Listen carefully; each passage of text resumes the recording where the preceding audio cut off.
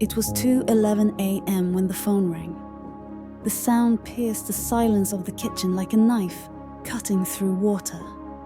Eleanor reached out with half-asleep hands, her heart beating faster than her mind could register. "Mom? It's me. I'm in trouble. Please, don't tell anyone. I need your help." Right now, Elena froze. She knew that tone. She'd raced it, soothed it to sleep, heard it laugh and cry through 2 decades. This was her son's voice. Or at least, she thought it was. What Eleanor didn't know is that in 2025, voices can lie. Perfectly. Seamlessly. And when that happens, trust can turn into a weapon. Meet Eleanor. She's not a tech expert, not someone who reads about algorithms or machine learning. She's a mother, a nurse, a neighbor. She trusts what she hears, like most of us do. Her son lives abroad, thousands of miles away, different time zones. Late calls happen.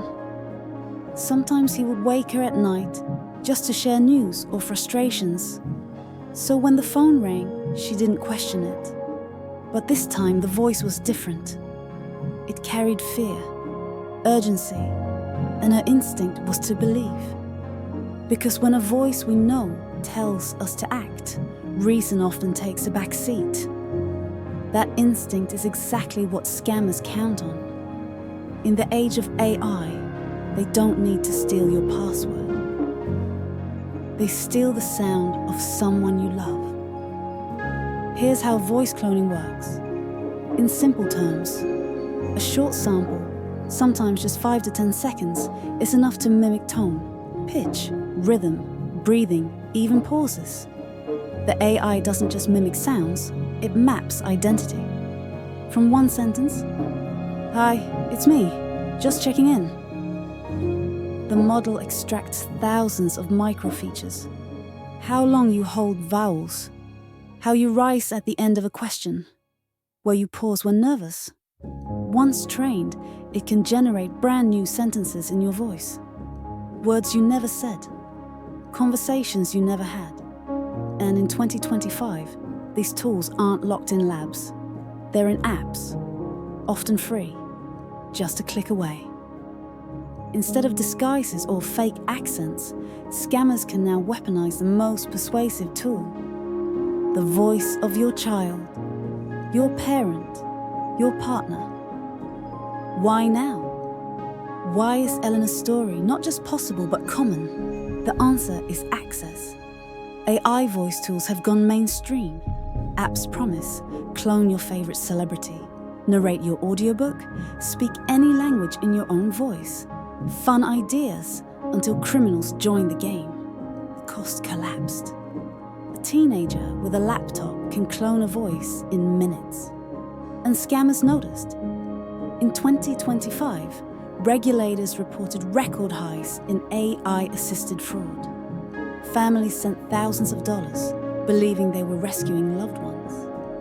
Because if a text says your son is in jail, you might doubt. But if you hear his voice saying it, crying, whispering, pleading, what then? We are wired to trust voices.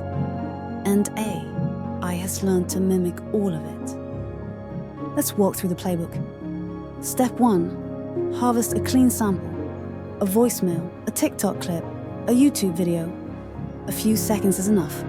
Step 2, manufacture panic. An accident, an arrest, a hospital bill. Urgency that silences reason. Step 3, isolate the victim. Don't tell anyone, not even dad, not the police. The scam thrives in secrecy. Step 4, demand instant payment. Always fast, always unusual. Crypto wallets, gift cards, wire transfers. Money that vanishes once sent. It's cruelly effective. Every step preys on instinct, love, fear, urgency, protection. In Eleanor's case, the call asked for bail money. Her pulse spiked, her hands shook. She believed, and belief almost cost her everything. Why do smart people fall for this? Because our brains aren't built for it. We trust the voice more than the facts.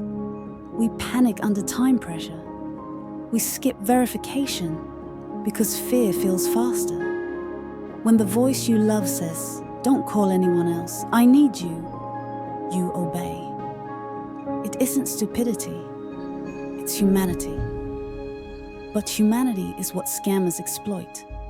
They don't need to outsmart you, they just need to outfeel you. Elena's mistake wasn't listening, it was rushing. And in that rush, she almost wired away her savings. So how do you fight back? With habits. Simple, repeatable habits. Use a family code word, something private, never posted online. Call back on a saved number. Don't trust incoming caller ID. Ask a secret question, a pet's name, an inside joke, a memory not online. Slow down. Real emergencies allow time for clarity. Reduce your voice footprint. Don't post endless recordings. Fragment them if you do. These rules sound simple, but in the heat of panic, they can save everything. Elena's story had a rare ending. She hesitated. She hung up. She called her son's real number. He answered. Sleepy, confused, perfectly safe. The voice she'd heard wasn't his. Her relief was overwhelming, but so was her shock. If she, a cautious mother, could be fooled, anyone could. That's the world we live in now. A world where AI can imitate the most intimate part of you, where hearing is no longer believing. But awareness is armor. The more we know, the less they win. Because trust, in the age of perfect imitation, must become a practice, not a reflex. Next episode. When AI becomes your perfect partner, and why loneliness is big business.